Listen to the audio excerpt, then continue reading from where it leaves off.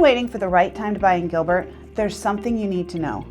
Gilbert is almost out of land, and most people have no idea what that actually means for them. Today I'm breaking down what Gilbert looks like in the next 5 to 10 years. Population, home prices, what's being built, water, jobs, all of it. Because the Gilbert of 2030 is going to look different from the Gilbert of today. And if you own here, or you're thinking about buying, you need to understand what's coming.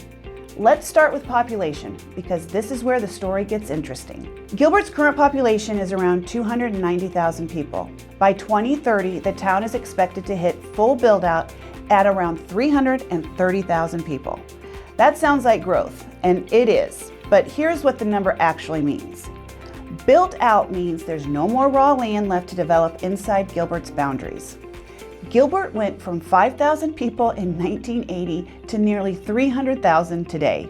That era of new subdivisions being carved out of farmland, that's basically over. So what happens to a town that runs out of land? It gets smarter about what it already has. And that's actually what you're starting to see in Gilbert right now. When a suburb runs out of land, supply stops growing, which puts less downward pressure on home values. The town shifts from building out to building up. More mixed use, more infill, more walkable districts. The community matures. Neighborhoods get more established. Amenities keep stacking up.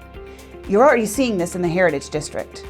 And you're seeing it in the big development projects that just got the green light. Let's talk home prices, because that's probably what you're going to actually want to know. Gilbert's median home price right now is somewhere in the $575 to the $590 range. That's up over 40% from 2020. The last year or two, prices have basically flattened out after that run-up. So if you've been sitting on the sidelines waiting for a crash, here's my honest take. I don't see anything happening here. Gilbert has top-rated schools, low crime, a strong job market, and it's almost out of land to build on. That's not a setup for prices falling off a cliff. What you're more likely to see is slow, steady appreciation, which if you own here is exactly what you want. Now let's talk about what's being built, because there's a lot happening.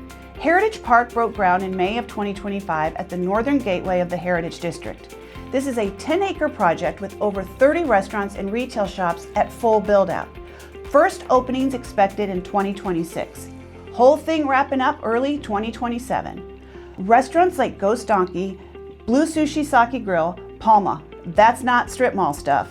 That's the kind of dining that keeps people from making the drive to Scottsdale. Then there's the ranch. This is a $1 billion project on nearly 300 acres along Power Road between Warner and Elliott. Industrial, retail, residential, all woven together on that site. It will be Gilbert's largest mixed-use project when it's done. North side at SanTan Valley is already open. Perry's Steakhouse, a Pilates studio, massage, specialty shops, all right off the Loop 202. And there's a $145 million project bringing Whole Foods and Dick's House of Sports to the SanTan corridor.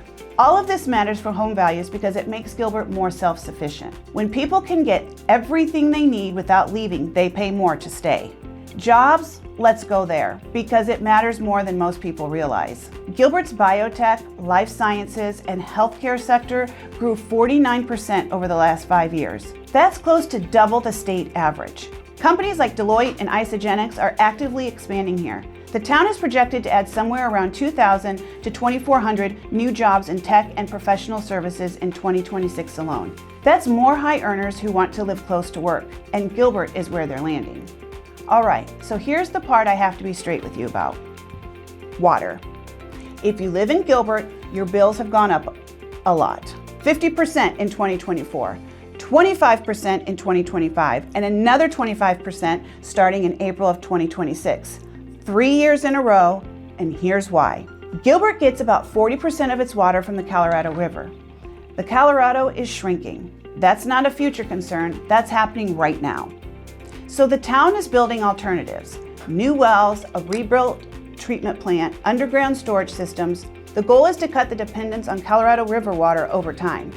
The rate hikes hurt, but not having water is worse. This is a real cost of living factor. Every buyer coming into Gilbert needs to know it going in. And while we're on infrastructure, the Loop 202. There's a $200 million widening project underway right now between the Loop 101 and Val Vista Drive, adding lanes in both directions, finishing up in spring of 2027. If SanTan freeway traffic has been your complaint, that's the fix.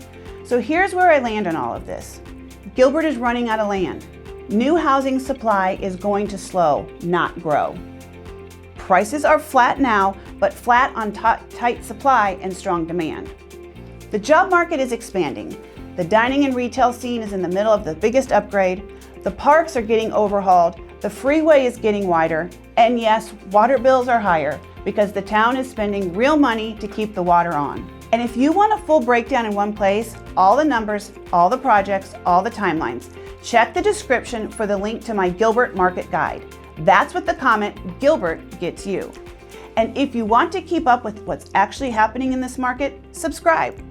I put out one video a week. No fluff. I'll keep you posted on what's changing around Gilbert. See you next week. Peace.